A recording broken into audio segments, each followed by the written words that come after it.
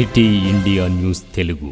నా పేరు మల్లెపోగు శ్రీనివాస్ మాదిగా, MRPS-TS దక్షిణ తెలంగాణ రాష్ట్ర అధ్యక్షులు.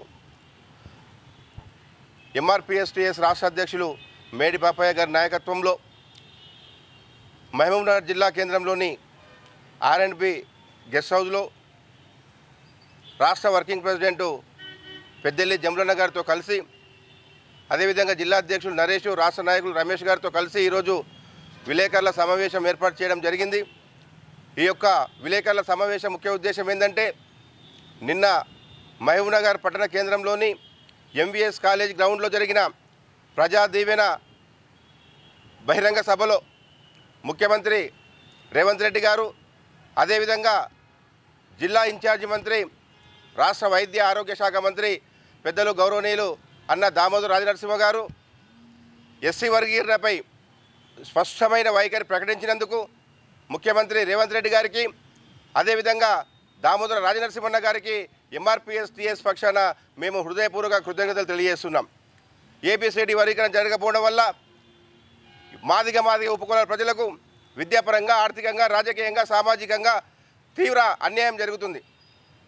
గతంలో ఉన్న బీజేపీ పార్టీ 2014 సార్వత్రిక ఎన్నికల సందర్భంగా కేంద్రంలో బీజేపీ సంపూర్ణంగా అధికారంలో వచ్చిన 100 రోజుల్లోనే ఎస్సీ వర్గీకరణ చేస్తా అని చెప్పి మాట ఇచ్చి మాట తప్పిన మోడీ ప్రభుత్వం 2 పర్యాయాల అధికారంలోకి వచ్చిన ఎస్సీ వర్గీకరణపై నోరు మెదపకపోవడంలో అంతర్యం ఏమిటని చెప్పి మేము ఈ సందర్భంగా ప్రధానమంత్రి నరేంద్ర మోడీని, బీజేపీ నాయకులను ప్రశ్నిస్తున్నాం.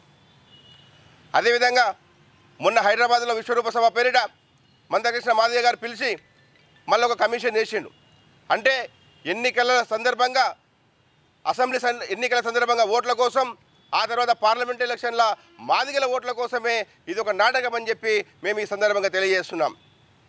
కాంగ్రెస్ పార్టీ ఖచ్చితంగా ఇచ్చిన మాట కట్టుబడి ఉండి అంత పెద్ద బహిరంగ సభలో ముఖ్యమంత్రి రేవంత్ రెడ్డి గారు, అదేవిధంగా మాదిగ సామాజిక వర్గానికి చెందిన జిల్లా ఇన్ఛార్జి మంత్రి దామోదర్ రాజనరసింహన్న గారు ఎస్సీ వర్గీకరణపై ప్రకటన చేసినందుకు, వారు ప్రకటనతో మాత్రమే కాదు, రాబోయే ఎన్నికల్లో కేంద్రంలో కాంగ్రెస్ అధికారంలోకి వస్తే ఎస్సీ వర్గీకరణను ఖచ్చితంగా చేయాలని చెప్పి మేము వారికి విజ్ఞప్తి చేస్తున్నాం.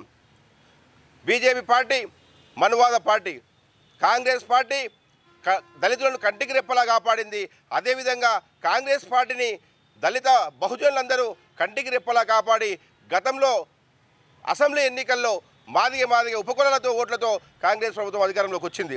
కాబట్టి మరొకసారి మీరు ఏదైతే వర్గీకరణ కట్టుబడి ఉన్నామన్న చెప్పినందుకు అదే కొనసాగించి, అదేవిధంగా మాదిగలకు ఏదైతే సంక్షేమ పథకాలు మీరు ఇవ్వదలుచుకున్నారో అవన్నీ సక్రమంగా అమలు చేయాలని చెప్పి ఈ సందర్భంగా మీకు విజ్ఞప్తి చేస్తూ మరొక్కసారి ముఖ్యమంత్రి రేవంత్ రెడ్డి గారికి, అదేవిధంగా దామోదర రాజనరసింహన్న గారికి ధన్యవాదాలు తెలియజేస్తున్నాం.